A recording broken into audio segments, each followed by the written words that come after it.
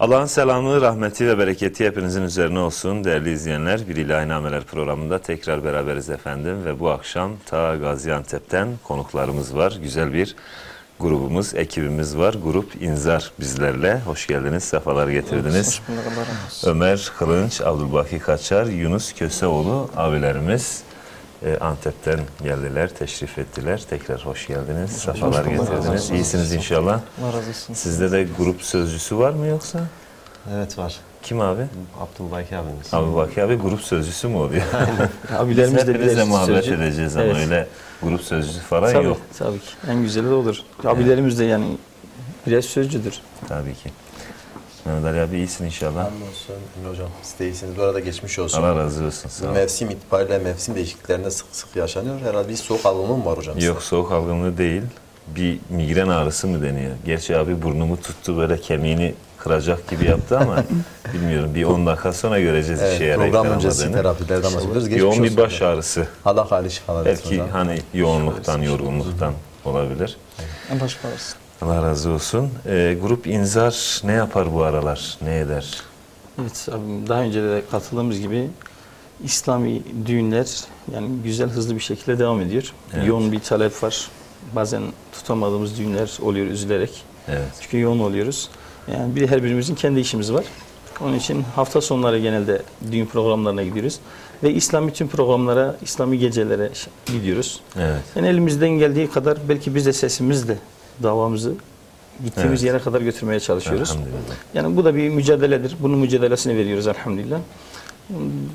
Bu yolda olduğumuzdan dolayı da Rabbime hamd ediyoruz. Elhamdülillah diyoruz. Yani hocam şeyin altını bile çizmek lazım. Sanatçılarımızın çoğunda bu var. Yani ilahi, İslami müziğin yanında ekstradan kendi meslekleri var zaten. Ekstradan başka meslekle uğraştıkları için bunu hocam fisebilillah için yapma Evet. şeyleri daha yüksek oluyor.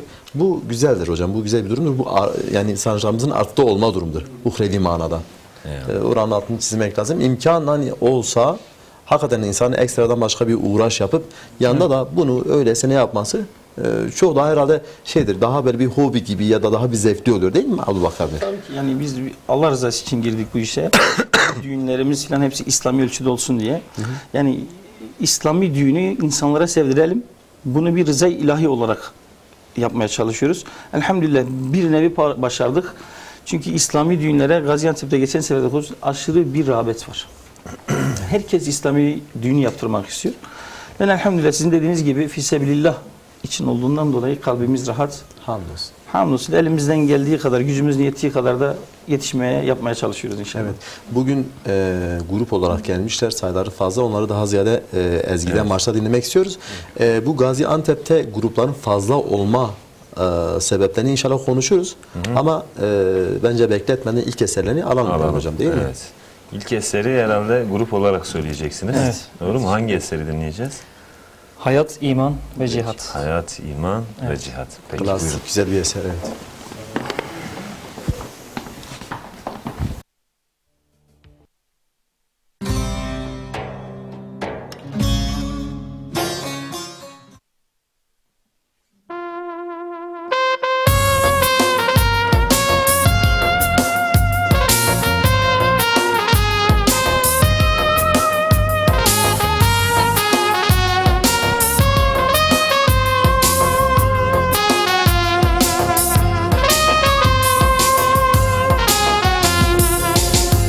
Hayat, iman ve cihat alnımızın yazısı.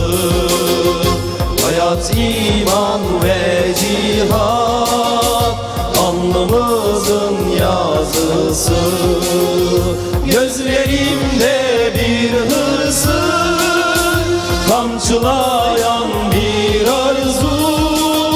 Sana ulaşan çağrı ey şehit, ey şehit. Gözlerimde bir hırsın, kamçılayan bir arzu.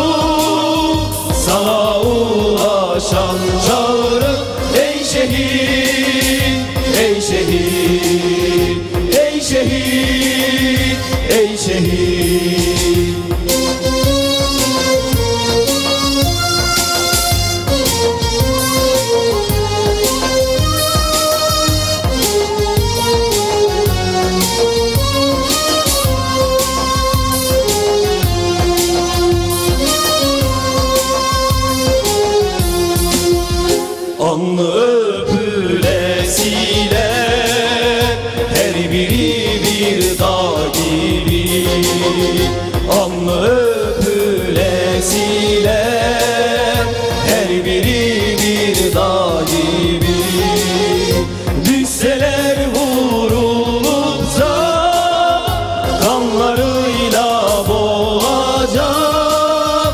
zulmün soluk sesini. Ey şehit, ey şehit, düşseler vurulup da kanlarıyla boğacak zulmün soluk sesini. Ey şehit, ey şehit, ey şehit, ey şehit.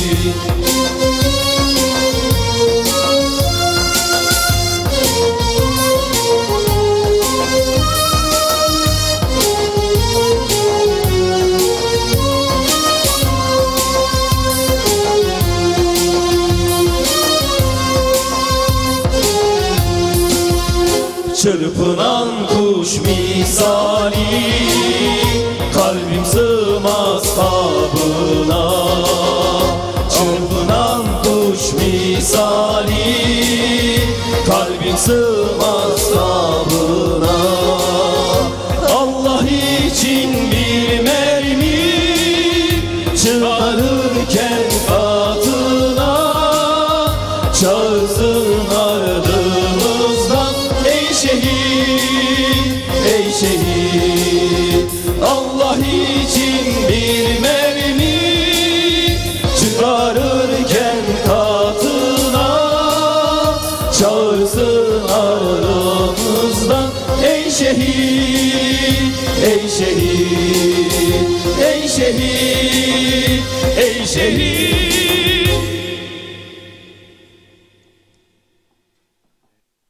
Yüreğinize sağlık. Elinize sağlık. Ömer abi en son finalde yaptığın numarayı var ya, ben böyle dinliyorum sizi, tamam. Dedim Ömer abi orada böyle bir numara yapacak ve yaptın. Yanıltmadı beni. Üçünüzün de ağzına yüreğine sağlık. Emin Hoca. Eserin orijinalinde de o numara var zaten. Var mı? sanki, Var. değil Yok. mi? O yok Var, hocam. var. Yok, öyle bir şey yok. Eserin orijinalinde. Ben öyle hatırlıyorum. Ben yok İnanın diye. ben çok hatırlamıyorum ama Ben yok diye onu istiyor yani. Radyocular hatırlar abi, o eseri çok yani beğenmişti. olsa da olmasa da yapmayabilirlerdi. Ben tahmin ettim ve yaptılar hocam yani. Evet. Şimdi çok şey tahminimi tuturdum, niye şey yapıyorsun? İnşallah Emin güzel hocam? yapmışsınız. Çok güzel yaptınız, ağzınıza sağlık. Bizden Emin Hoca gelen grupları o konuda hep eleştiririz burada. Ya işte gelir grup adı altında bir şey, grup falanca. Buyur abi alalım sizi. Herkes kalkar teker teker eserini okur. Birer birerin grup şeyi yok. Sadece herkes grup içerisinde 3 tane solist var öyle. Çok da grupça söylemezler. Böyle çalışmış olmanız güzel oldu. Evet. Grup Bir de imza. bir uyum da vardı. İşte uyum var. o önemli. Çalışmışlar işte, mesela Ömer abi armoni yapıyordu. Öbür abiler farklı sesler yapıyorlardı. Eser güzel olmuş. Bu eseri ayrıca da ben çok severim. Hani artık gençlik yıllarımızda dinlediğimiz ilk eserlerden. Gençlik yıllarının marş eseri Marşı değil mi? aynı. Benim için biraz nostalji barındırıyor. Evet. İzlerken de böyle bir garip bir duygu, hüzne insan kaplıyor hocam.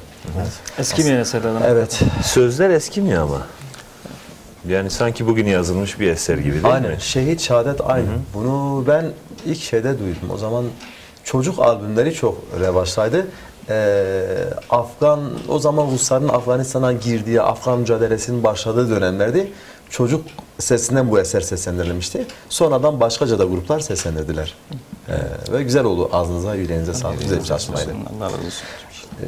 Bir şey söyleyecektim ama konu artık bitti yani. Sen bitirdin, finali yaptın. Hocam ben Yani. hassasın diye çok söze giriyorum. Hangi Yok, yanlış zaten anlamayın. ben fark ettim bunu. Söz sende zaten abi. Söyle, Sözü Emre biz Hoca, söyle. senden bazen böyle müsaade istemeden alıyoruz. Sen hakkını helal O et. konuda hocam problem yok. Karşılıklı birbirimize izin vermişiz. Şöyle de diyebilirdin. Ya hasta olmadığımız zamanlarda da gördük seni diyebilirdin. Sözler için söyleyecektim. Evet. Mesela türküler var değil mi? Çok güzel sözler ama türkülerin bugün çok fazla bir geçerliliği yok. Yani hani bugün yazılmış bir türkü çok bulamayız böyle hani klasik türkülerden. Değil mi? Ama böyle mesela Evet, bugün bazı İslami eserler- eserlerin birçoğunu dinlediğimiz zaman diyoruz ki sanki bu yeni yazılmış ama 20 yıl, 30 yıl önceki. Demek ki acı hep aynı, sevinç hep aynı, heyecan hep aynı kalmış. Hiç Aynen. değişmemiş. Mesela Ömer Karaoğlu'nun Şehit Tahtında. Şehit Tahtında Şehit türküsü eseri. Genelde öyle şehit eserleri biraz Eski mi? Evet. eskimir hocam. şehadet olgusu hep diridir ya. Hep insanlarda var olan bir arzu. Ondan dolayı İman, eskimiyor. cihat, Ne bu gibi zaman eserler. dinlesem herkese uğradın sen, bana küskün müsün dediği zaman bitiyorsun. Yani Var mı o şeyde? Repertuarımızda var. Repertuarımızda yok. Yok. ama işte hocam eskimeyen diyoruz ya. Evet. Eskimez hocam. Eskimez. Eskimez yani. Şeyi konuşuyorduk hocam. O konu yarım kaldı. Antep'te Bence hakikaten yarım kalsın abi ya. bir eser daha Bir mı alalım? eser daha dinleyelim. Hadi alalım. Bir eser daha Madem alalım. bu kadar muhabbet ettik, Tamam. bir eser dinleyelim. Tamam. Böyle araya serpiştirelim muhabbetleri. Aynen. Sonra konuşacak bir şey bulmayacağız. En O değil azından- de seyirci de muhabbeti çok sevmiyor. Seyirci de daha çok şeyi tercih ediyor hocam. Peki o zaman Ömer abiden bir eser alalım. Ne alalım? Can dostum. Can dostum. Peki buyurun.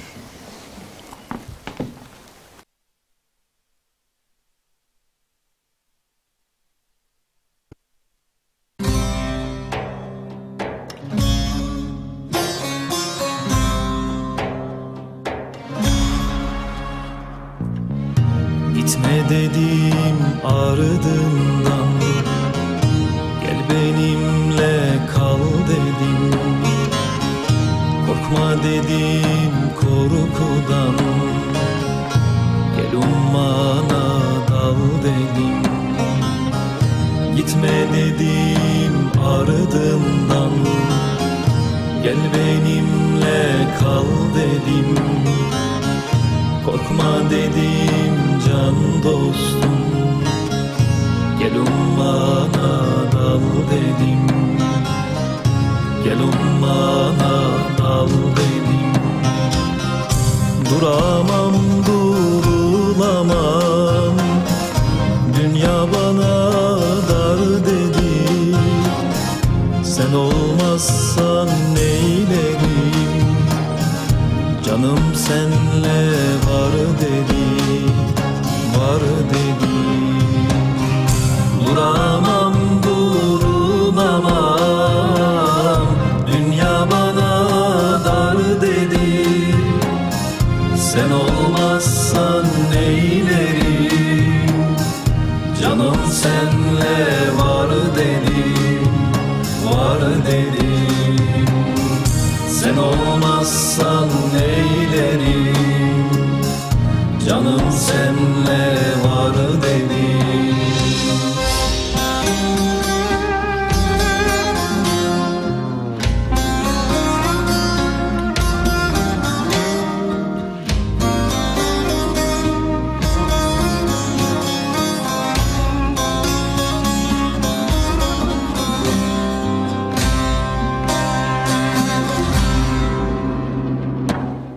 Yanma dedi ardımdan, nasıl yanmam har dedim. Yazgı dedi Rahman'dan, gönül ahuzar dedim. Gönül ahuzar dedim. Duramam durulamam, dünya bana dar dedi. Sen olmazsan neylerim, canım senle var dedi, var dedi. Duramam durumamam, dünya bana dar dedi. Sen olmazsan neylerim, canım senle var dedim, var dedim. Sen olmazsan neylerim, canım senle var dedim.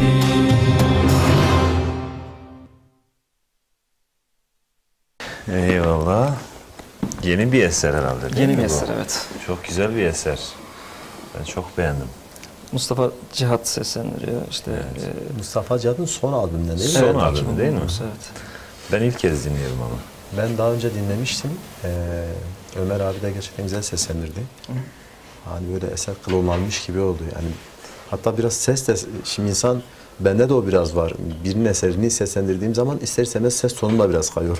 Normal, Dinlerken böyle evet. tarz aynı olunca ses de biraz kaydı.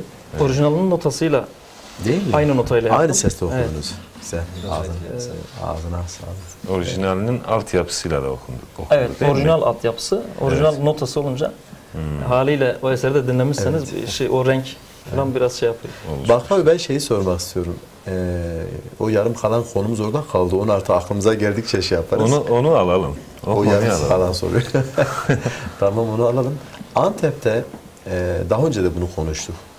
Hatta bir ara Mehmet Ali Yıldırım abi Evet. var bizim aranjörlerden burada konu ettiğimiz Yine beraber zaman gelmiştik. zannedersen Türkiye'de en çok ilahi grubu Antep'ten var demiş. Yanlış hatırlamıyorsam. Var. Ya da yüksek bir sayı vermiş şey. Neye dayanıyor abi bu? 500 gibi bir sayı demişti sanki yanlış Hocam hatırlamıyorsam. şu an daha çok. Çünkü son bir sene içinde benim tanıdığım arkadaşlar mesela bizim gibi 3 tane solist olanlar hepsi 3 tane grup açtı. Ve bu şekilde dağıldılar. Benim tanıdığım tek grup arkadaşlar şu an 10-15 gruba ayrıldılar kendi aralarında. Evet. Ve maşallah birbirimizi de takip ediyoruz, birbirimizi de görüyoruz, konuşuyoruz, muhabbet ediyoruz. Ve o şey var Antep'te. Yani Talep var, talep. Talep çok. Yani neye dayanıyor? Arz talep Sosyolojik meselesi. altyapısında ne var? Sosyolojik Tamam Antep altyapısında Gazi bir ilimiz, insanlarımızın- Gaziantep oradan mı geliyor? Evet, insanlarımızın gerçekten diğer düğünlerden sıkıldığını farkına vardık artık biz.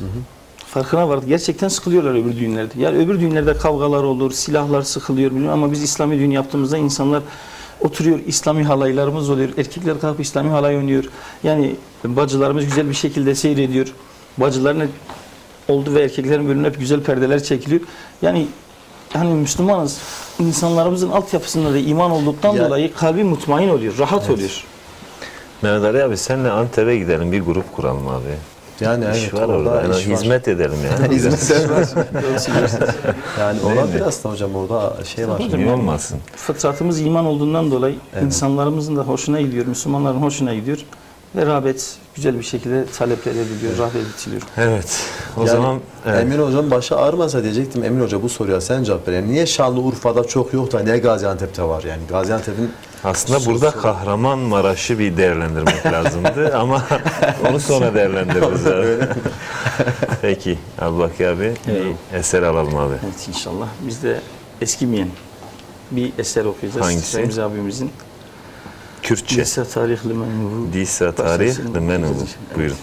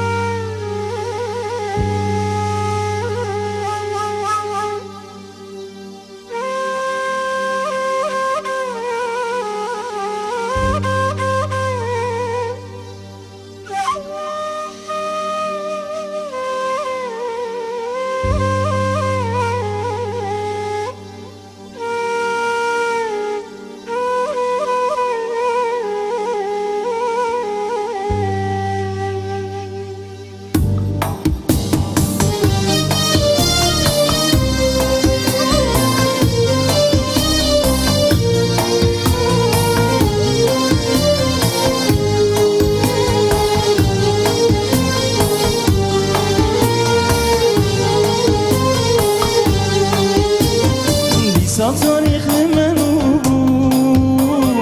کاروان شهید برکت لسر و عدا جهانه دعوا اسلام صادر کرد دعوا اسلام صادر کرد خدا رحمه کل مدا دعوا اسلام بر مدا اوریا درست به لطفا خوشانی مدا به لطفا خوشانی مدا دیسا تاریخ لمنو بود کاروان شهید برکت لسر و عدا جهانه دعوا اسلام صادر کرد دعوا اسلام صادر کرد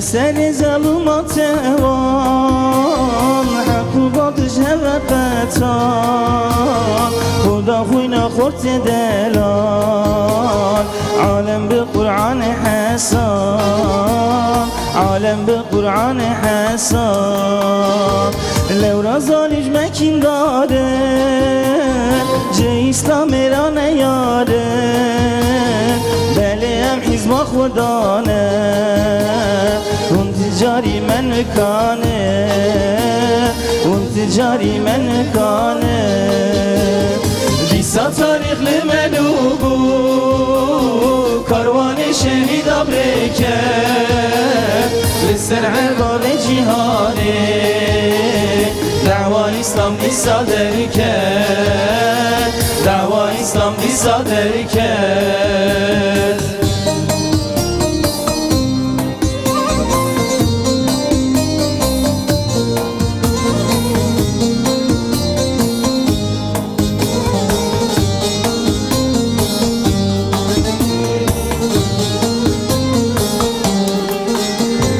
وكاذب راس حبيا محمدي رب الدنيا لبردنگ تکویر و تحت زور دستا هجیا تحت زور دستا هجیا ویا حق باطل رابو ظلمتا کفر هلدابو ریا ظالم و خاینا عالم را خویابو عالم را خویابو جیسا تاریخ منوبو کاروان شهید آبرکت لسر عذاب جهانه دعوای اسلام بی صادر کرد دعوای اسلام بی صادر کرد جیسا تاریخ منوبو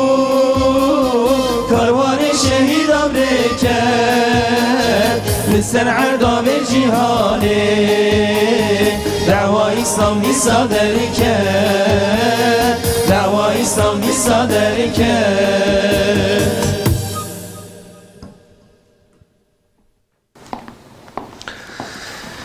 Eyvallah, yüreğine sağlık. Yaş kaç abi? Benim yaş 35. 35. Sesi çok genç geliyor ama değil mi? Allah ya benim. Yani 35 değil de şöyle 22-23 gibi geliyor sesi. Biraz bağrımız yandı zamanında küçüklüğümüzden beri. Onun için o bağrımızdan gelen bir ses. Evet, yüreğine sağlık Allah razı gerçekten. olsun. Klasik bir eser. Güzel bir eser. Hocam grup hani İnzar dergisiyle beraber neredeyse grup İnzar da var. Ve grup İnzar'ın bence tekrardan bir tazeleyelim. Grup İnzar ilk kurulma tarihi ne zaman? Kimler geldi? Kimler geçti? Şimdi Kimler gelip geçmedi ki? Kimler gelip onu diyeceğim ben de. Şimdi demin Baki abinin söylediği gibi yani müziği ekstradan yaptıkları için haricen başka meslekleri de olduğu için bazen o kardeşlerin meslekleri ağır basıyor ya da el vermiyor. Kendi mesleklerine dönüp ayrılabiliyorlar gruplardan. Ondan dolayı gruplarda bir değişim oluyor. Kaç yaşında yani mesela Grup, şu anda? evet, grup İnzar kaç yaşında? Ben bu iş yerime girmeden 3 ay önce bu grup işine girdim. Ama 10 yıl 2 aydır bu iş yerimde devam ediyorum. Yani grup İnzar benden önce Yunus abi, Ömer abi var. Yaklaşık O yıldan fazla oldu. 2019 yaklaşık 2006 13 senedir grup İnzar Antep'te var. Maşallah. 13 yıl. 13 yıl. 2006 iyi, çok güzel. Evet. Bir tecrübe de var değil mi? Siz onlardan sonra mı gruba girdiniz hocam? Evet, ben genelde şehir dışında çalışıyorum. Sözcülüğü niye kaptırdınız Sözcülüğü niye abi? kaptırmışsınız abi? Şöyle söyleyeyim. Ben terk etmeyen ben oldum önce. Ömer abi zaten Ömer abinin aynı zamanda müzisyen haricen piyanistlik kişiliği de olduğu için Ömer abi hemen hemen bütün grupları gezmiş. Yani gerçekten katıldığı gruplara da renk katıyor Ömer abi. İnzar'da en çok durmamızın nedenleri bir de Ömer abinin bizim yanımızda olmasıdır. Piyanistliği falan sevdirdi bize işi. Evet. Ben çıktım sonradan girdiğim için başkanlık sözcülük gitti abi.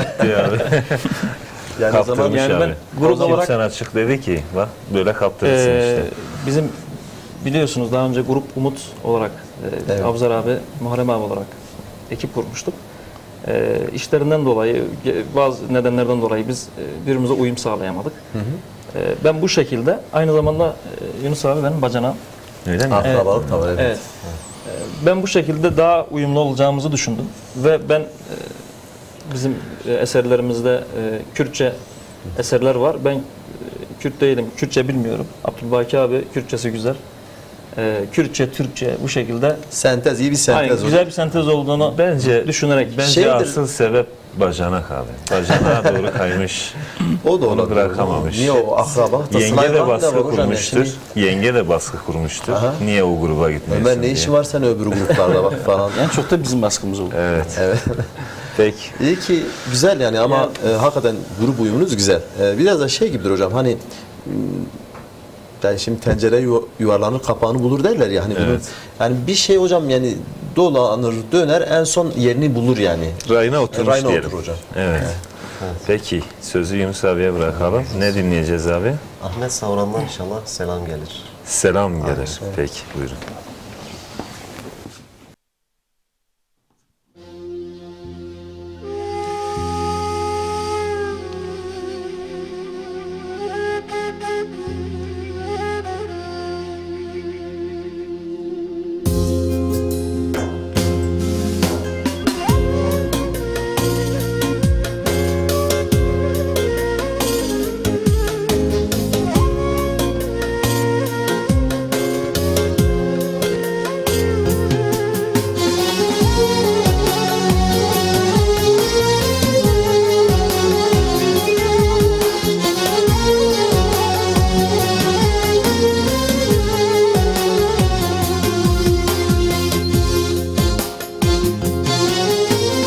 Elbet bir gün yürünecek bu yollar, bu kara kışta incinecek canımız. Kıyametin rüzgarıyla savruldu, ayet ayet parlar bizim aşkımız. Ayet ayet parlar bizim aşkımız. Selam gelir peygamberden Allah'tan, selam gelir peygamberden Allah'tan. Rüyalarda öpülecek alnımız, rüyalarda öpülecek alnımız.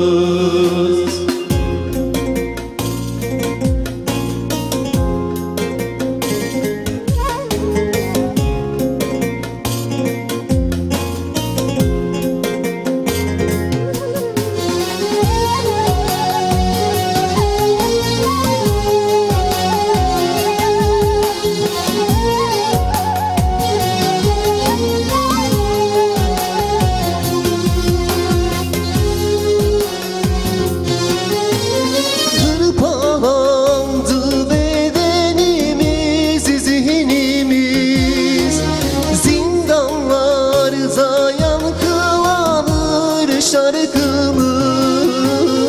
Özgürlüğe sevdalandık delice, esenliktir savaştır bir yanımız.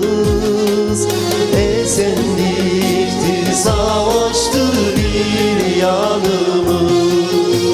Selam gelir peygamberden Allah'tan, selam gelir peygamberden Allah'tan.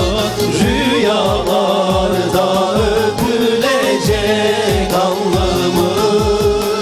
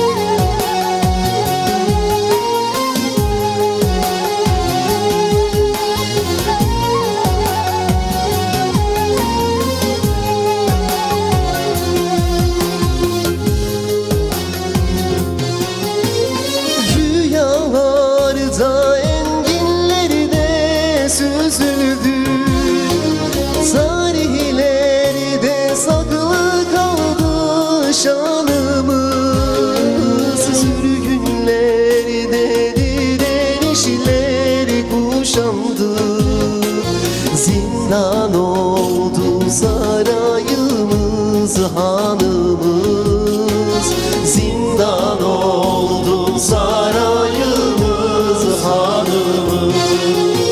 Selam gelir peygamberden Allah'tan, selam gelir peygamberden Allah'tan. Rüyalarda öpülecek alnımız, rüyalarda öpülecek alnımız.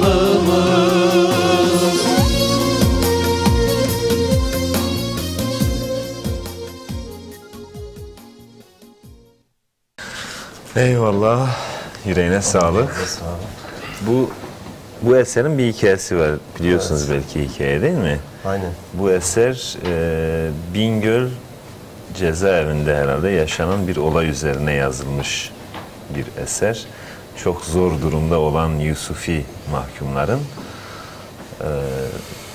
baskı altında olduğu bir dönemde, hem de çok yoğun bir baskı altında olduğu bir dönemde sabretmelerine karşılık bir kardeşimizin rüyası aslında, değil mi? Rüyada Peygamber Efendimiz Aleyhisselatü Vesselam'ı görüyor. Allah'ın selamını iletiyor. Alnından öpüyor ama hocam. Aynen. Peygamberimiz gelip arkadaşım. Alnından öpüyor ve diyor ki Allah'ın selamı ve benim selamımı arkadaşlarına ilet Ben bilmiyorum. diye. Keşke öncesinden söyleseydin. Daha iyi. Biraz daha belki. Öyle bir an ki şey gibi düşünün. Hani Peygamber Efendimizin işte amcası vefat ediyor, eşi vefat ediyor, Taif'te taşlanıyor. Çok zor bir durumda. Öyle bir durum ki yani bir beşerin belki tahammül edemeyeceği bir durumda Allah-u Teala onu miraca götürüyor. Ona bir hediye olarak. Bu da Yusufiler için öyle bir hediye oluyor yani. Allah-u Teala'nın bir hediyesi oluyor ve moral geliyor. O sabırlarına sabır, sebatlarına sebat ekleniyor, katlanıyor. Evet, bunu bir Güzel kardeşimiz eser. anlatmıştı daha önce. Ondan sonra bu eseri okumaya başladım ben. Evet. Etkilendim yani gerçekten. Rüyalarda. Daha önce çok dinlemiştim Ahmet Savran abimizden. Çok gerçekten böyle umutların tam tükendiği bir anda böyle bir şeye lütfa mazhar olmuşlar. Evet.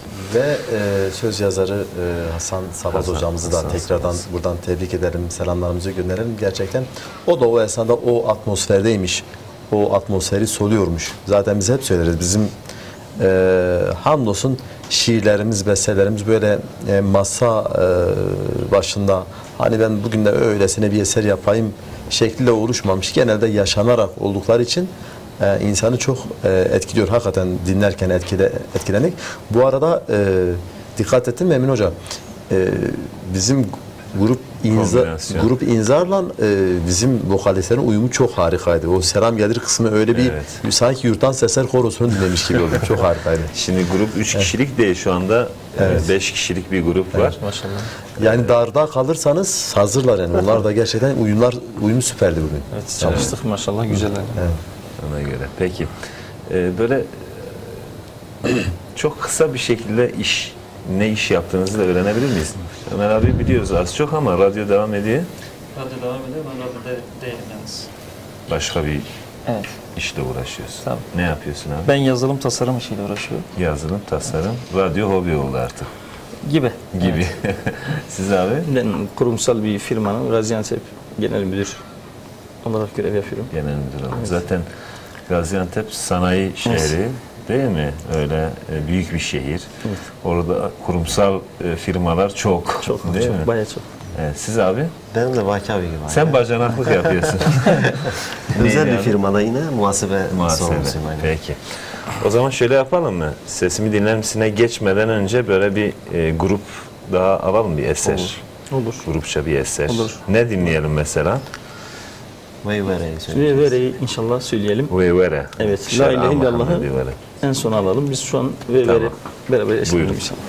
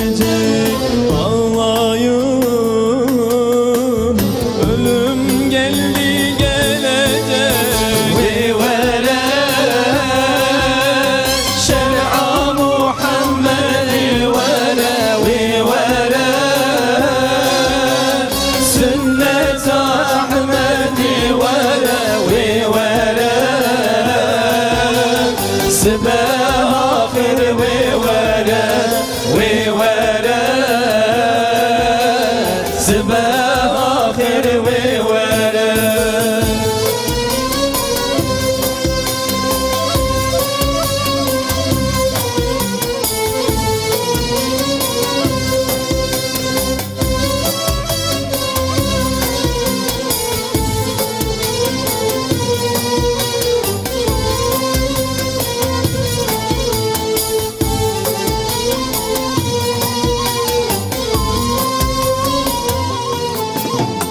Dağlara, suya hasret topraklara, dağlara, güne hasret yapraklara, dağlara, bahar geldi gelecek dağlara, bahar geldi gelecek. ويورا شرع محمد ولا ويورا سنة أحمد ولا ويورا سبا آخر ويورا ويورا سبا آخر ويورا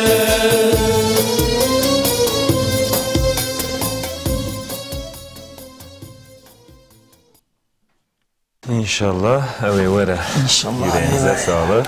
Hayır var inşallah.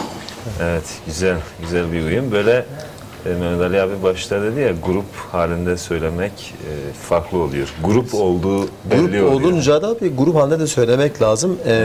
Şu ana kadar gelen grupların içerisinde bir İzmir'de grup Şüheda Evet. var. Onlarda da böyle bir uyum gördük. Hem giyim olarak da giyimlerini ona göre ayarlamışlar. Güzel bir, yani insan izlerken de hani göze daha hoş geliyor hocam. Bu arada Son zamanlarda grup irşat da biraz iyi yani. O fena değil. grup irşat Grup halinde söylemeye grup irşat başlamışlar. bayağı iyi ama onlarda solistik biraz ön planda hocam. Evet. Hem beraber söylüyorlar. Mehmet abi ile İbrahim abi daha çok düet yapıyorlar. Hani böyle toplu söylemekten ziyade biraz daha solistleşme eğilimi var ikisinde de. Gayet başarılı grup irşat. Ben şey diyecektim bu arada, reji ve yönetmenimizi de tebrik ederim. Ben şimdi izlerken çok böyle güzel görseller yapıyorlar. Mesela siz ileride programı inşallah izlerseniz böyle üçünüzün fotoğrafının yan yana böyle ayrıca bırakıldığı böyle kapak resmi olabilecek görüntüler, görseller var. Bence onları değerlendirin. İnşallah. Evet. Evet, peki. O zaman Sesimi Dinler Misin bölümümüze geçelim Olur, değil mi? olur hocam. Müsaadenizle tabii ki. Evet, değerli izleyenler, Sesimi Dinler Misin bölümümüze geçelim. Özlem Ajans'ın katkılarıyla hazırlanan Sesimi Dinler Misin bölümü başlıyor.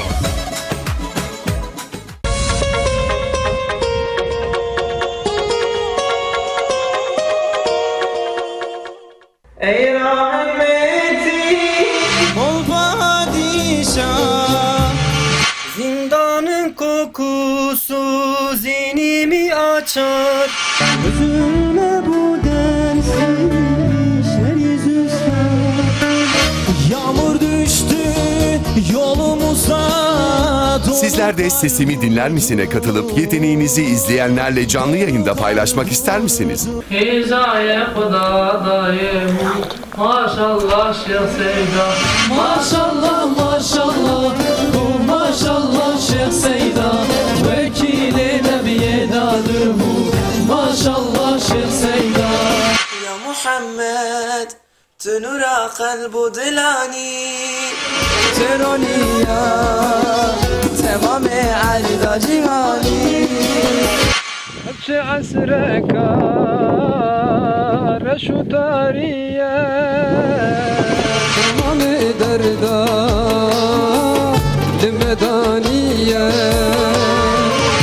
O halde videonuzu çekip 0505 159 98 67 numaralı WhatsApp hattı üzerinden bize ulaştırın.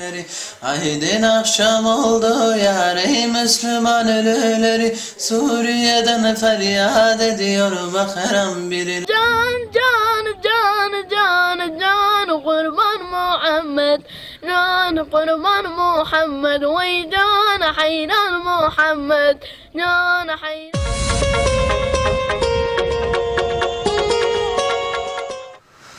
Evet değerli izleyenler, bu akşam Adem Bilmez abimiz bizlerle. Hoş geldiniz. Hoş bulduk abi, sağ olasın. İyisiniz inşallah. Allah razı olsun. Adem abi nereden katılıyoruz? Allah razı olsun. Gaziantep'ten katılıyorum abi. Siz de Gaziantep'ten. Grupla beraber mi geldiniz? Ne Grupla yaptınız birlikte abi? geldik abi. Beraber mi geldiniz? Evet. İyi, güzel. Adem abi tanıyorsunuz o zaman. Ama Adem bilir yani aslında. Niye bilmez demişler ki. Hazreti Adem her şeyi biliyordu. Adem bilir. İnsanoğlu bilir. Elhamdülillah biz de biliyoruz. Siz de ama biliyorsunuz. tek soy ismi yani. Evet. Peki ne işle meşgulüz abi? Abi ben inşaat işiyle meşgulüm. Alçı dekorasyon. Alçı dekorasyon. Böyle inşaatlarda alçı yaparken ilahi falan mı söylüyorsun abi? Gibi bazen mırıldanıyoruz abi. Grupla hiç çıkıyor musun? Grupla birkaç kere mevlüt programlarına çıktık abi. Çıktın yani tecrüben var değil mi? Var. Müzikle aran iyi. İyi abi. Peki. VTR'miz varsa önce bir VTR'mizi izleyelim.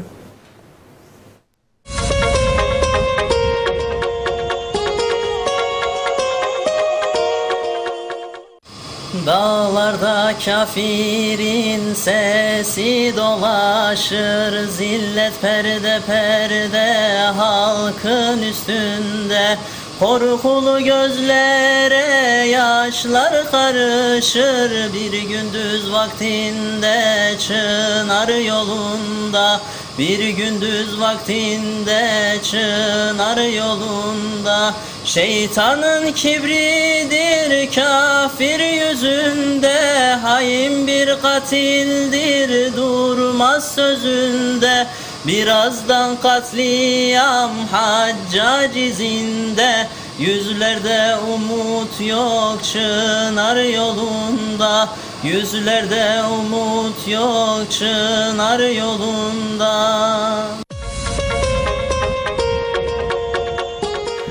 Evet Adem abi, Şehit Muhsin eseri değil mi? Aynen. Çınar yolunda. Aynen öyle abi. Peki o zaman sözü sana bırakıyoruz. Söz sende, buyur. Allah razı olsun.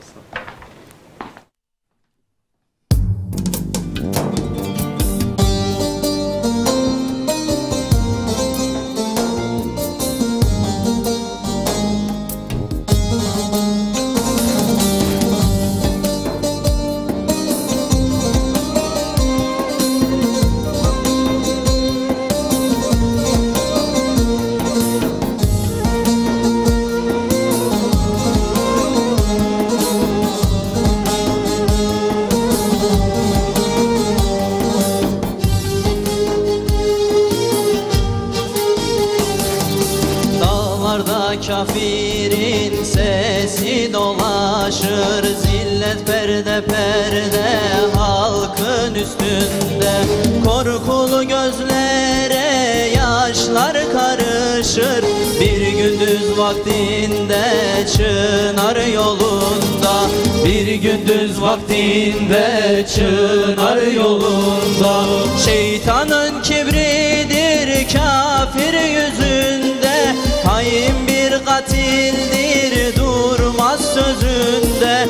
Birazdan katliam Haccac izinde, yüzlerde umut yok çınar yolunda. Yüzlerde umut yok çınar yolunda.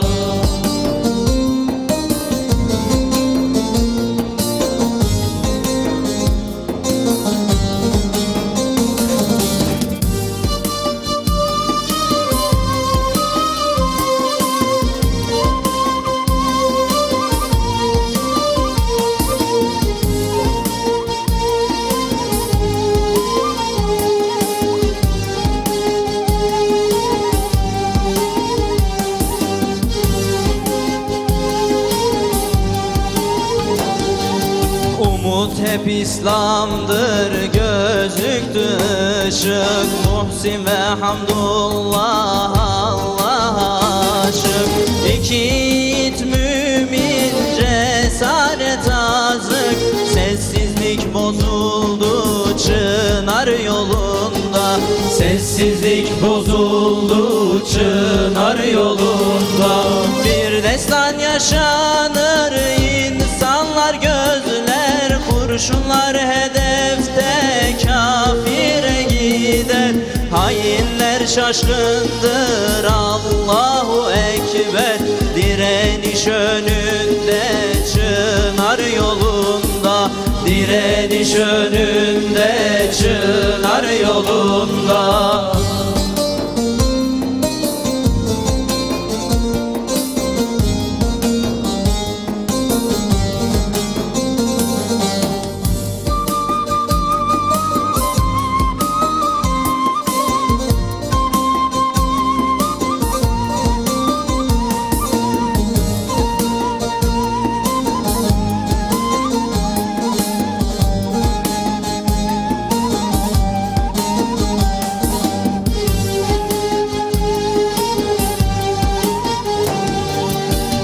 Suskun gök suskun namlu konuşur, burada iman ile küfür vuruşur.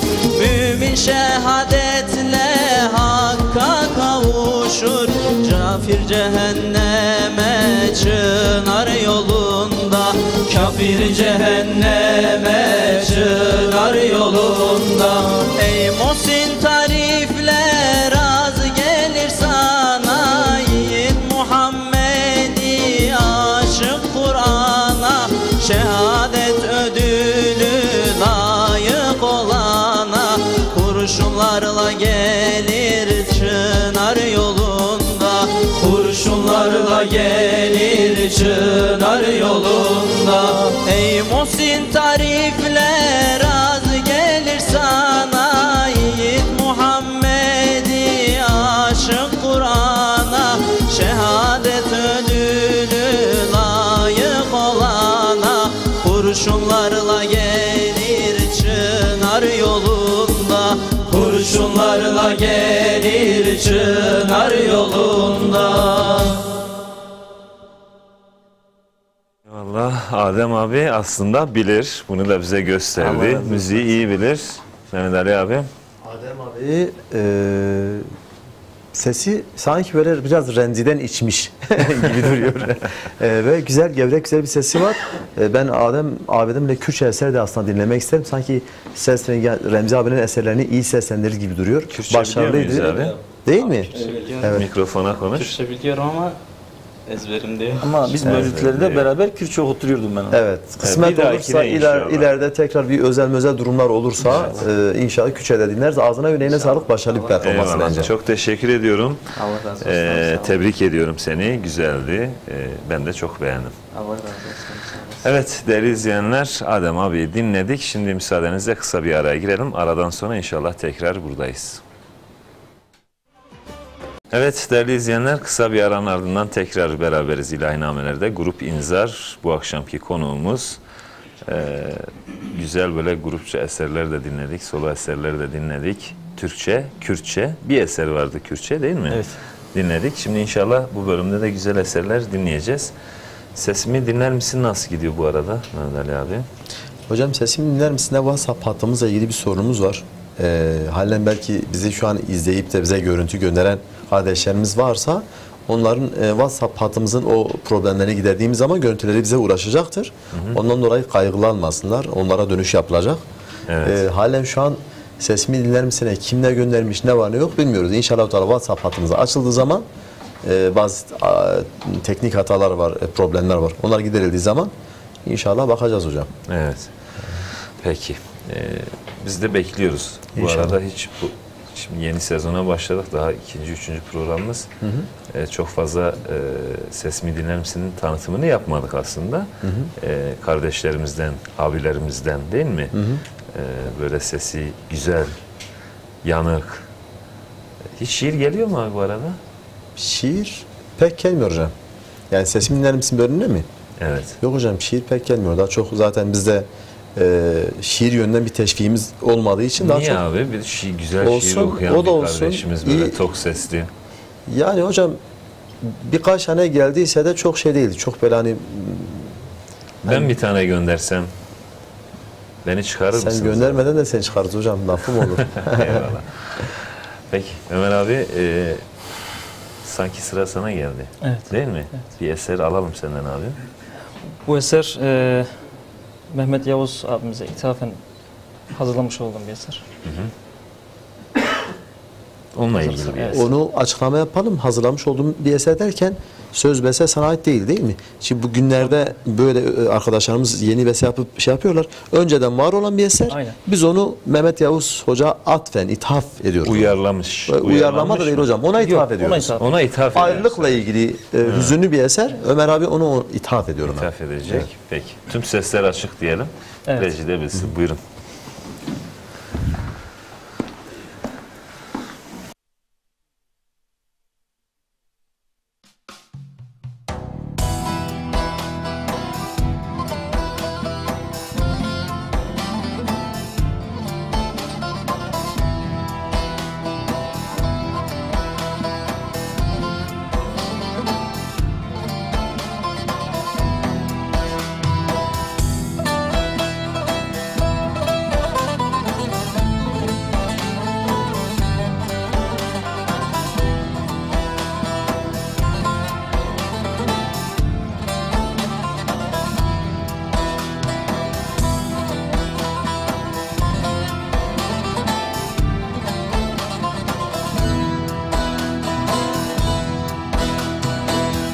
Gittin hatıranı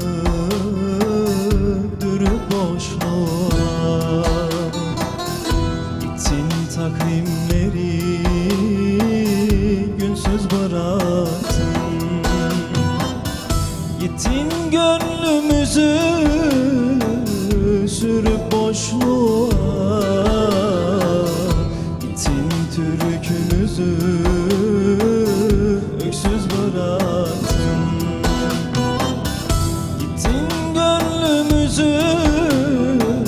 Sürüp boşluğa, gittin türkümüzü öksüz bıraktın, gittin türkümüzü öksüz bıraktın. Toplayıp ardından mevsimlerini tutunacak dalsız bıraktın, sildirdin kayıttan adreslerini, gittin mektupları pulsuz bıraktın,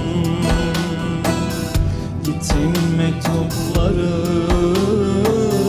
pulsuz bıraktın.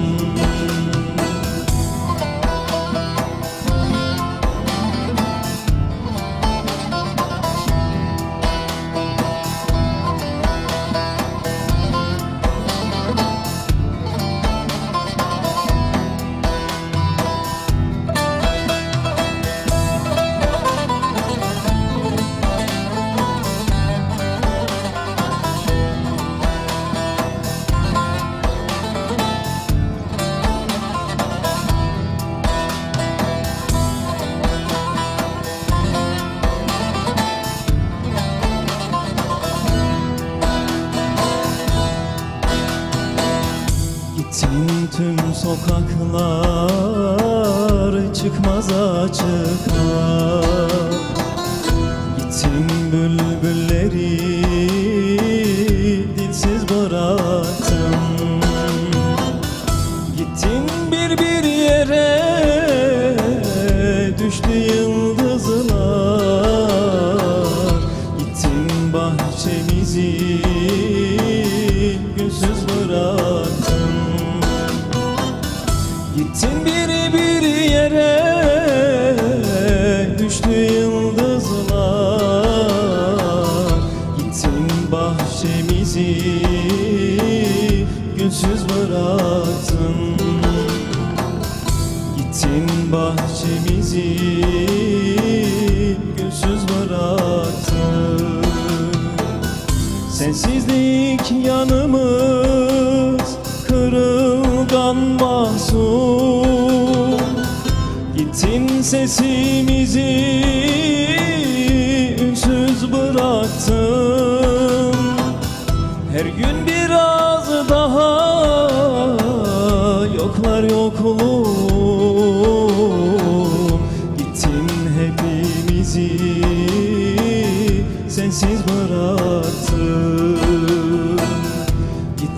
muhabbeti sensiz bıraktım.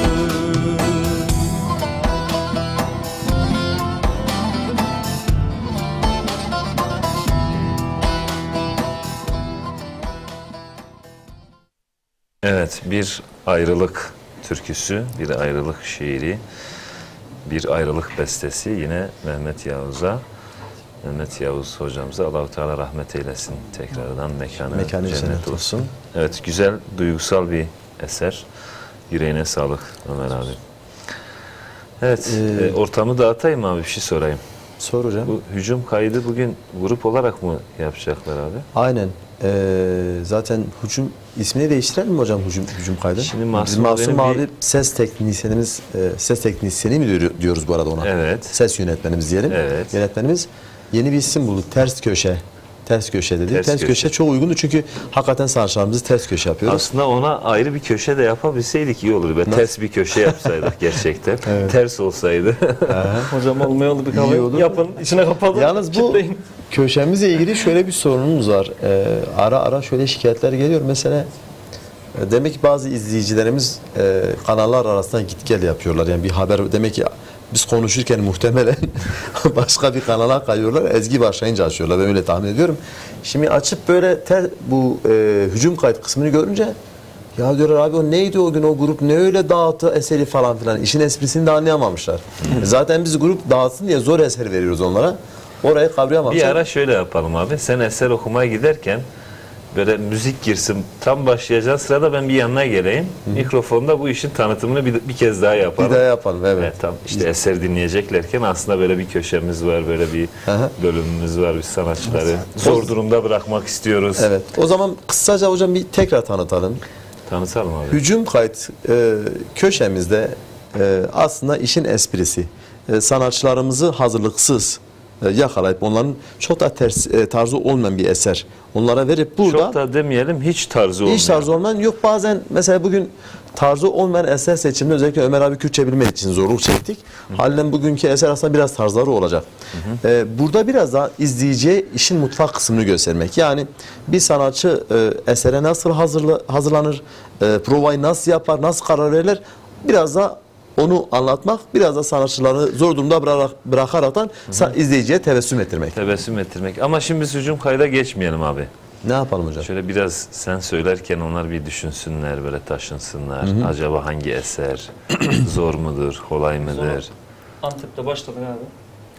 Yani hala buraya gelene kadar. Hala düşünüyoruz nasıl bir eser diye. O zaman biz Mehmet Ali abi dinleyelim değil mi? Tamam. Bir eser. Ne dinleyelim abi? Hocam bu da böyle hani hep derim ya bir gün televizyonda bununla seslendirseydin dedim yine türden bir eser.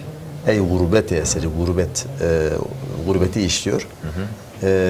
Bu vesile gurbeti emdâkirin o eseri değil Seyyid mi? Ali Fındıkı'nın sözleri ve çok da güzel. Bu vesileyle ben inanıyorum ki bizleri en çok merakla izleyen, belki sürekli takipçilerimiz biraz da gurbette, uzaklarda olan izleyenlerimiz ki onlar için bu tip şeyler daha makbul, daha değerli. Çünkü bu tip şeylere biraz susamışlar, memlekete susamışlar. Ben inanıyorum ki onlar bizi izlerken daha sadıktırlar. Evet. Belki öbür kanallar arasında da gidip gelmiyorlar.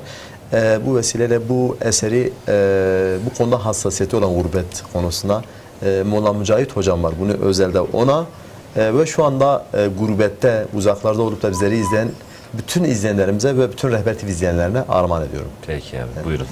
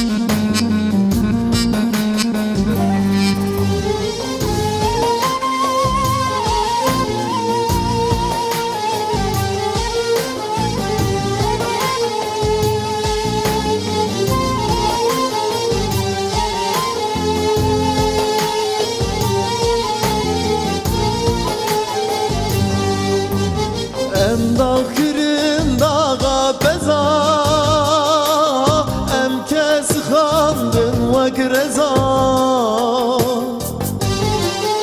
Em nakirin dağa peza Em kesi kandın vek reza Kebeheci bu ev kas ceza Ey vakşı desti gurbete Ey vakşı desti gurbete Kebeheci bu ev kas ceza Ey vakşı desti gurbete Ey vakşı desti gurbete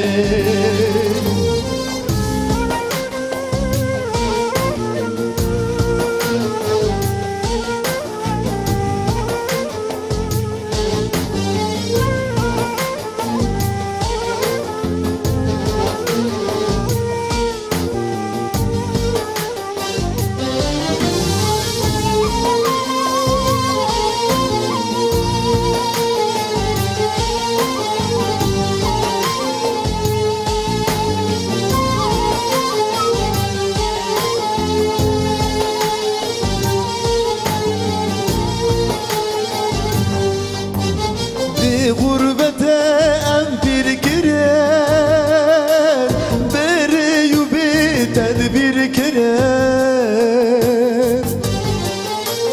Ve gurbete em bir girer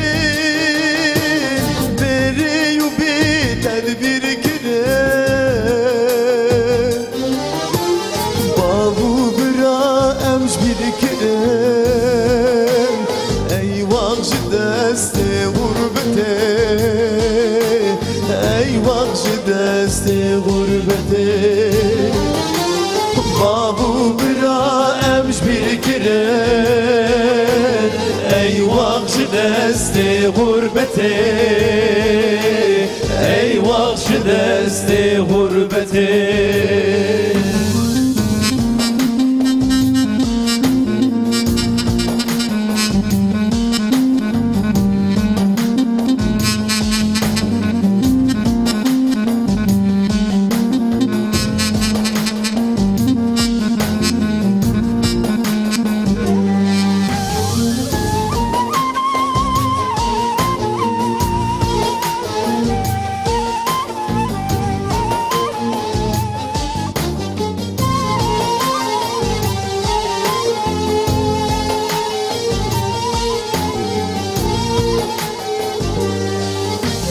Be gurbete emjar kiren Be itibaru sar kiren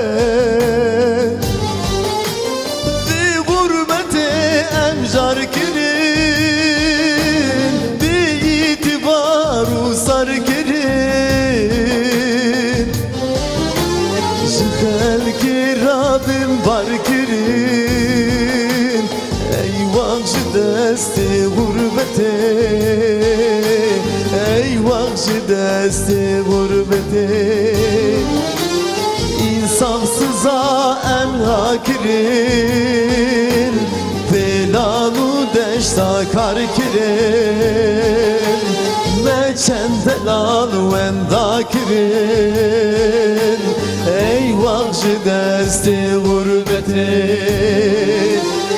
İnsafsıza emra kiren Belanu deşta kar kiren Meçen delalu enda kiren Ey vakşı deste gurbete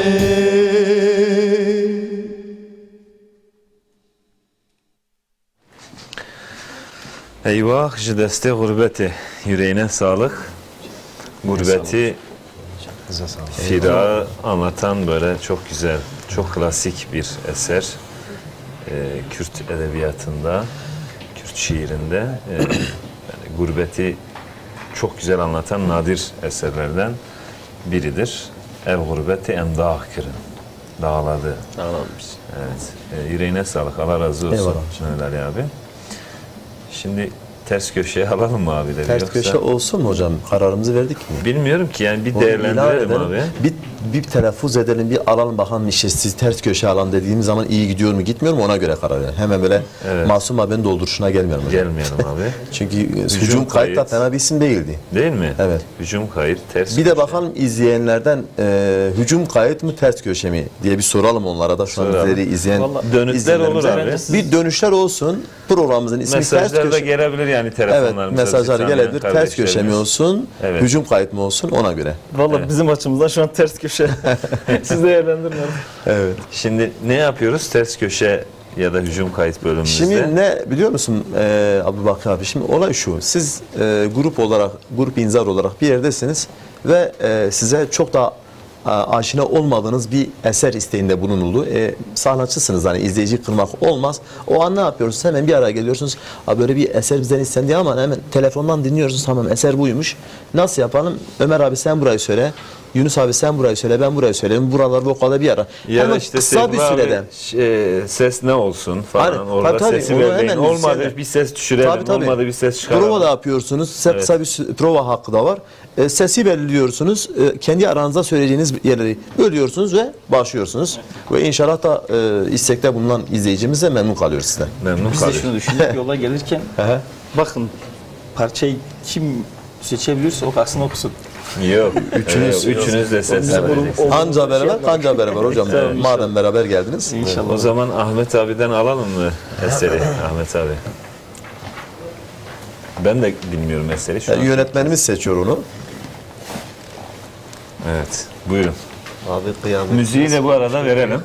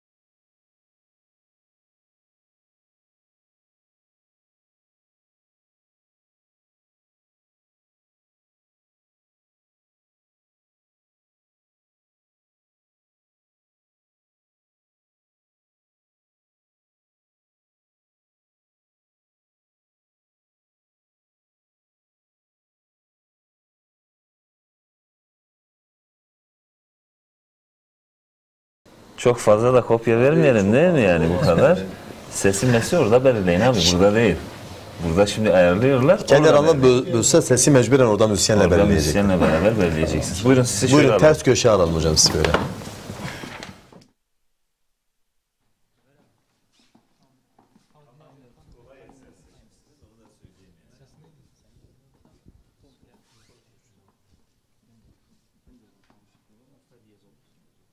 Bence bunu bu ses neydi?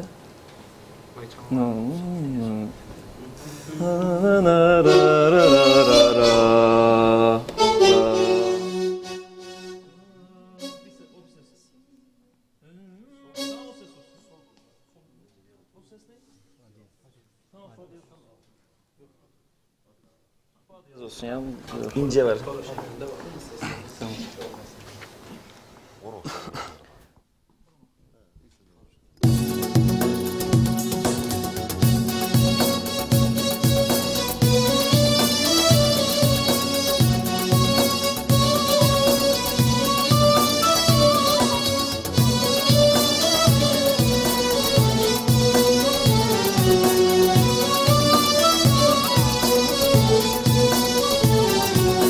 Özgürlüğün gölgesinde yasak olmaz bizlere. Özgürlüğün gölgesinde yasak olmaz bizlere. Bizler eylem çınarı çınarıyız, toprak kardeştir bize. Bizler eylem çınarıyız, toprak kardeştir bize. Durduramaz hiçbir kimse, Allah yardımcı bize. Durduramaz hiçbir kimse, Allah yardımcı bize. Tutuşalım kol kola da yürüyelim zafere.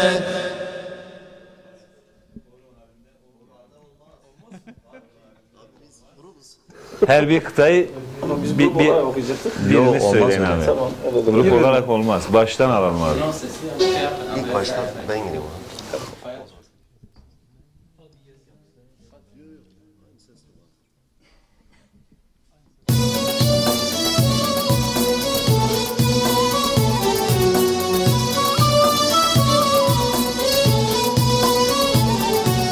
Özgürlüğün gölgesinde yasak olmaz bizlere. Özgürlüğün gölgesinde yasak olmaz bizlere. Bizler eylem çınarıyız, toprak kardeştir bize. Bizler eylem çınarıyız, toprak kardeştir bize. Durduramaz hiçbir kimse, Allah yardımcı bize. Durduramaz hiçbir kimse, Allah yardımcı bize. Tutuşalım kol kola da yürüyelim zafere. Tutuşalım kol kola da yürüyelim zafere.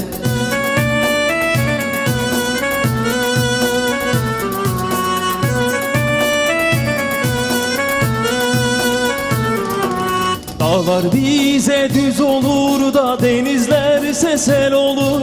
Dağlar bize düz olur da denizlerse yol olur. Dünya bize karşı dursa sevdamız umman olur. Dünya bize karşı dursa sevdamız umman olur. Mazlumların duasıyla Allah bize yar olur. Mazlumların duasıyla Allah bize yar olur. Yolumuz hak yoludur, hey dönmek bize ar olur. Yolumuz hak yoludur, dönmek bize ar olur.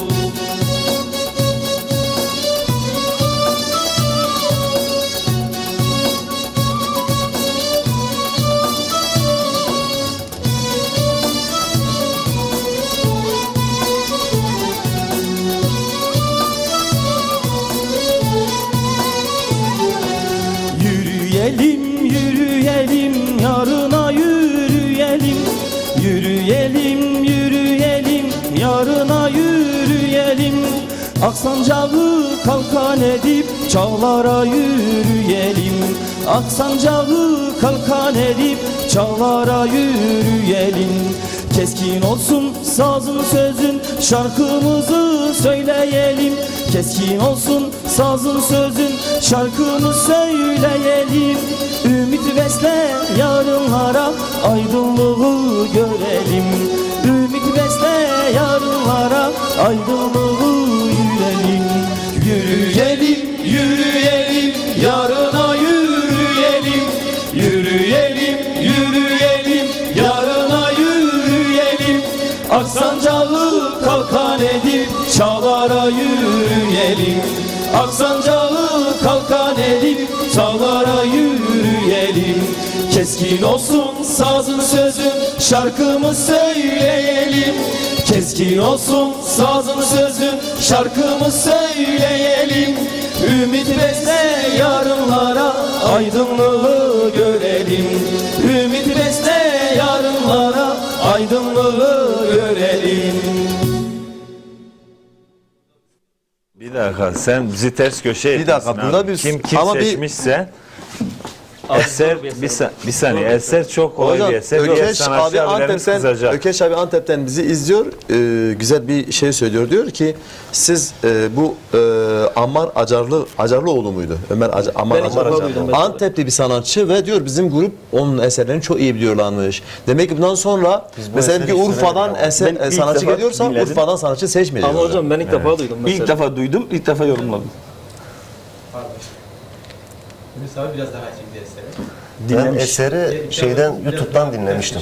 Yani daha önce Dinlemiş olma hakları var hocam tabii ki ama yasal. daha önce hiç söylemedik mesela. Ama İlk defa. Yok, o ayrı bir mevzu. Hani dinlemiş olabilirsiniz Dinledim fakat ben. sizin tarzınızda bir eserdi. İşte hocam Kolay, basit bir eserdi. Ve burada bir şey var. Ters Bunu köşe. kabul etmiyoruz abi. ters köşe oldu işte hocam. Mesela Bir ismi daha- niye ters köşe olsun? Okuyan güzel okursa ters köşe olunur.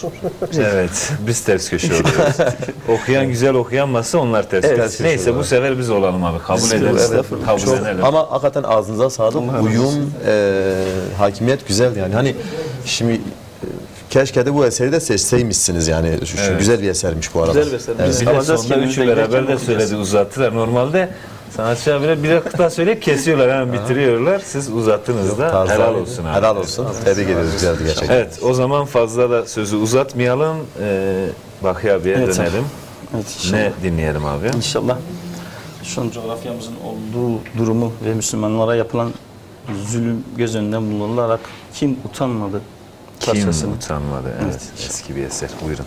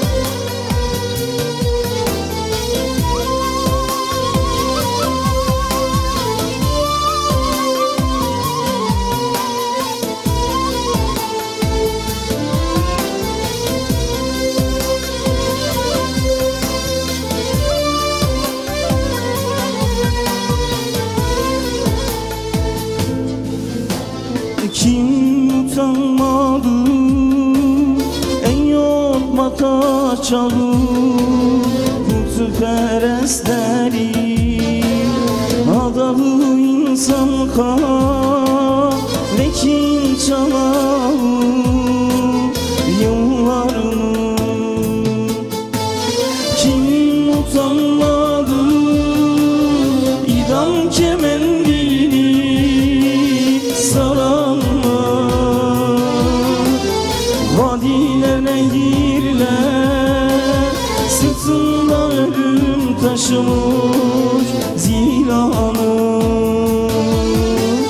vadiler nehirler sırtında ölüm taşımış zilanı arş ayaklandı göz yere aktı vahşet dinmedi ay akşam ağladı kudurmuş namlular susmaz mı kim utanmadı idam kemendini saran mı Halepçe zehirde bulutlar ölüm taşımış dağlarını Halepçe zehirde bulutlar ölüm taşımış dağlarını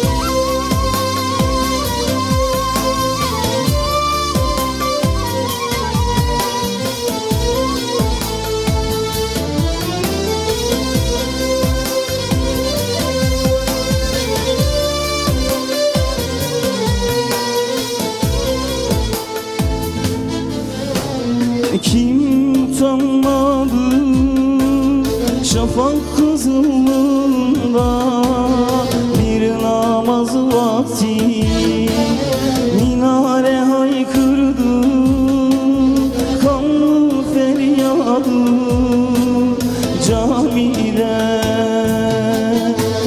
Kim utanmadı sabra şatilamaz ve susamaz. Elhalim caminde kudurmuş Yahudiler hayvanlı. Elhalim caminde kudurmuş Yahudiler hayvanlı. Kim utanmadı ey ağlayan şehit öksüz bebeği? Bak şu Avrupa'ya köpek uygarlığa duymaz mı? Kim utanmadı Bosna Herseyimiz yüreğimiz Pirina nehrinden kirlenmiş çağa tüküren kanlarını. Pirina nehrinden kirlenmiş çağa tüküren kanlarını.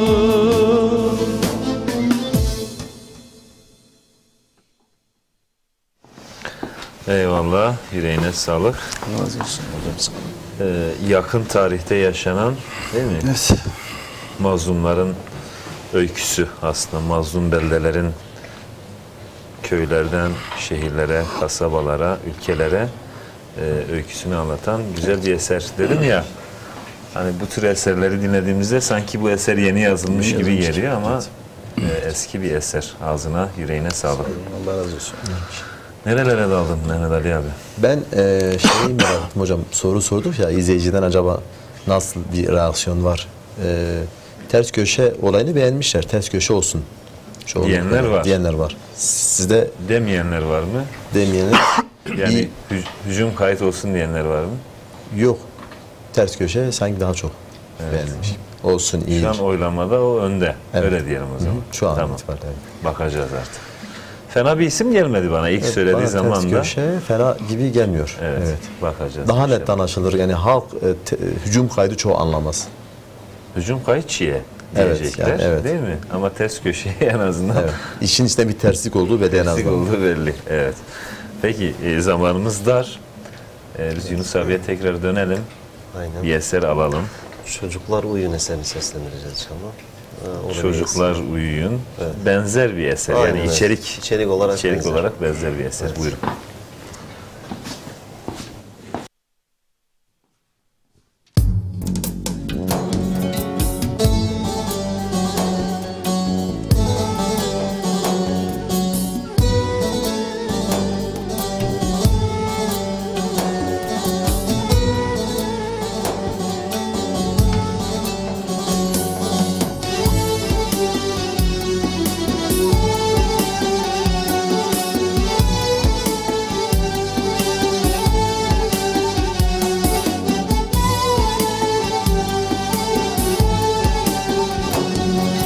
Çocuklar uyuyun, çocuklar uyuyun.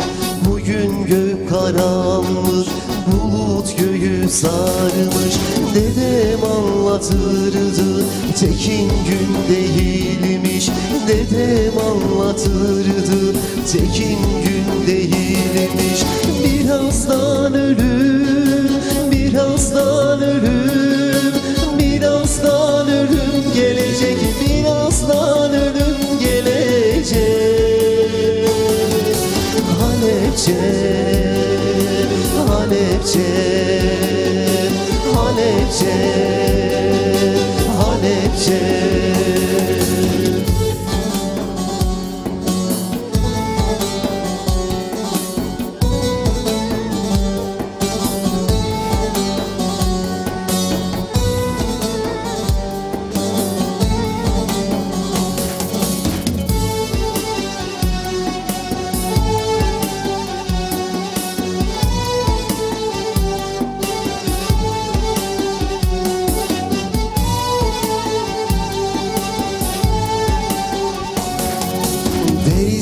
viran olmuş, bir an kan boğulmuş. Ateşler içinde zilan zulüm dolmuş. Washington yazarmış, tağutlar yaşarmış. Kur'an'da söylerdi, zalimler böyleymiş. Kur'an'da söylerdi, zalimler böyleymiş. Bu kadar ölüm, bu kadar zulüm, bu kadar zulüm altında, bu kadar ölüm çağında. Neredesin Müslüman, neredesin Müslüman?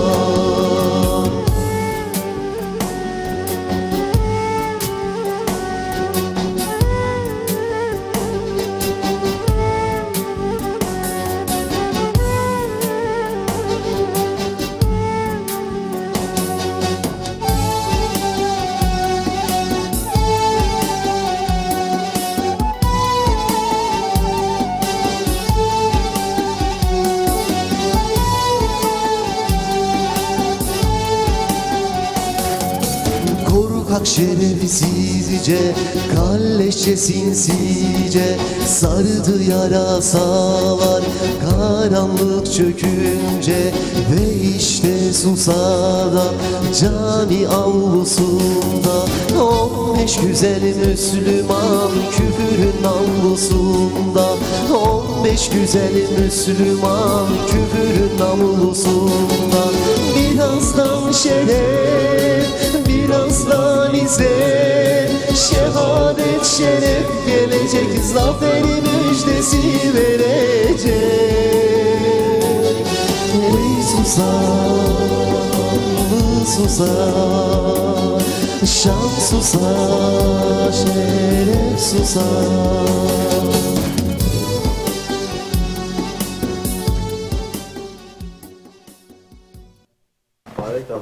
Yani ağzına sağlık ve ağzınıza sağlık. Bugün ben bir şey gördüm hocam. İnsan çalışınca, düzenli tertipli gelince oluyormuş demek ki. Yani başladığımızdan beri grupça söyledikleri eserlerde olsun, solo olarak söyledikleri eserlerde yani üçlü beşli sesleri, armonileri yapmaları olsun. Mesela demin Abdülbaki abi eser boyunca armoni yapmış. Çok da güzel yakışıyordu. Çalışmışlar zaten. Dün geceden beri şey yapmışız hocam, Diyarbakır Antep hattı kurmuşuz işte, evet. Stüdyoya gitmişler, bir şeyler hazırlıyorlar, ay bu bölüm olsun falan. Ne güzel. İşlerini önemsemişler, tebrik ediyoruz. Güzel, gerçekten iyi gidiyorsunuz. Hem tebrik ediyoruz, hem takdir ediyoruz, hem teşekkür ediyoruz. Güzel bir programdı, güzel bir performanstı. Allah sizden razı olsun katıldığınız için. Zaten artık programın sonuna geldik. Son böyle bir grupça söyleyeceğiniz bir eserle hocam, değil mi veda oradan edeceğiz? Bir işaretler geliyor. Vallahi anlamıyorum abi, ne diyorsunuz? Biraz daha muhabbet edelim, or kapanmış hocam. Abi bizde muhabbet çok. Yani sabaha kadar muhabbet ederiz. Onda sıkıntı olmaz. Evet. O zaman şeye dönelim abi. Madem or kapanmış, o yarım saate açılmaz. Siz de izleyicilerimizden tabii özür dilerek siz de bu muhabbete ortak olun.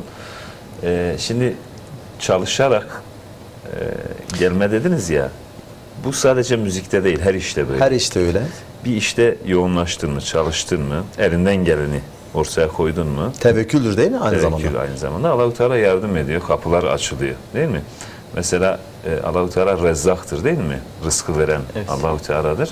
Ama ben hani yerinde oturayım, o ki Allah Rezzak benim rızkımı verir, gönderir diyerek rızkı elde edemeyiz. Evet. Allah Rezzak olduğunu söylüyor ama çalışana vereceğini de söylüyor. Çalışmayana vermeyeceğini de adetmiş. Aynen. Peki o zaman şöyle soralım abi. Nasıl bir çalışma sistemimiz var? Ne yapıyorsunuz? Ne ediyorsunuz? Düneyin gün boyunca, gece boyunca evet. fotolarınız falan geliyor. Ses kayıtlar falan bayağı bir mesajlaştık. Stüdyodaydınız. Hep evet. böyle gidip Mehmet Ali Yıldırım abinin başından beri oluyorsunuz. Ne yapıyorsunuz? Bu gibi konularda evet biraz böyle olmuşluğumuz var.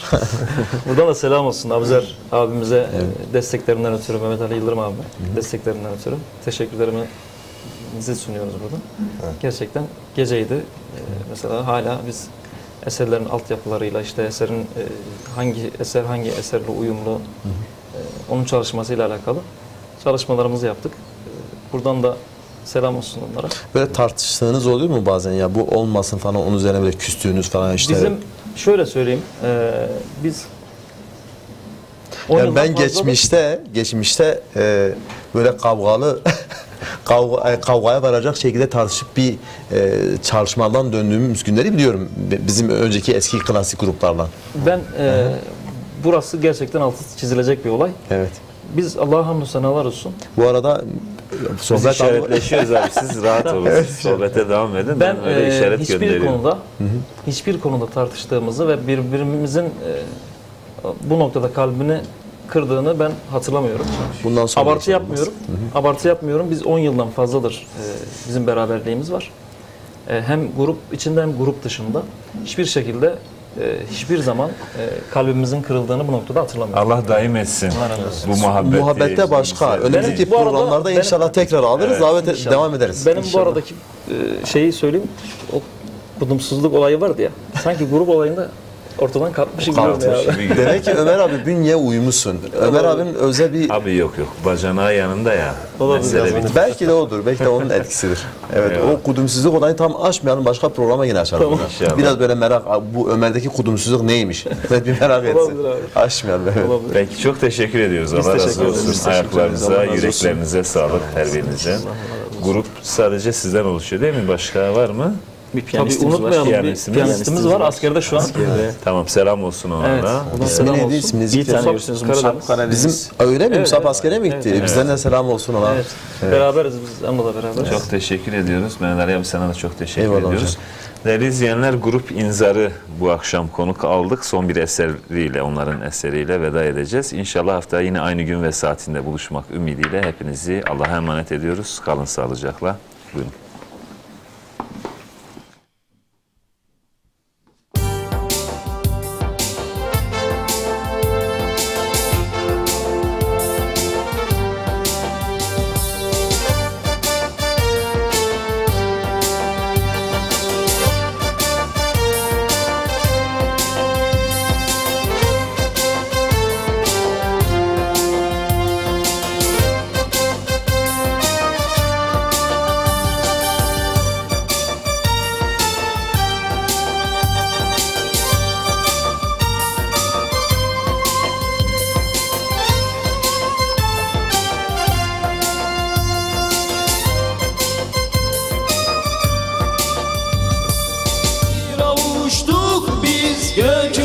Sığmayan bir avuçtuk biz, cennete susayan bir avuçtuk biz, göklere sığmayan bir avuçtuk biz, cennete susayan, cennete susayan.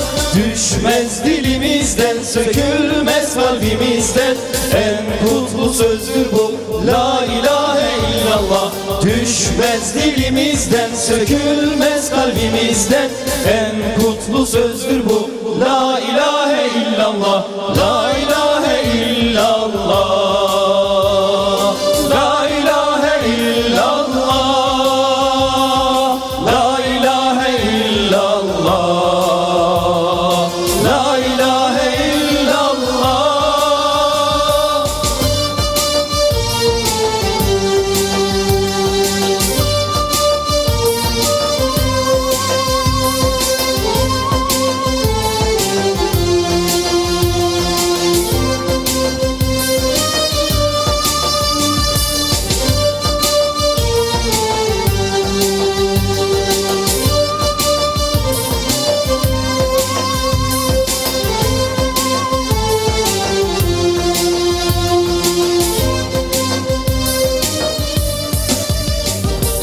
Yar oldun gönlüme, sevgi ektin içime, tevhid binasında gönlüm gönlün üstüne.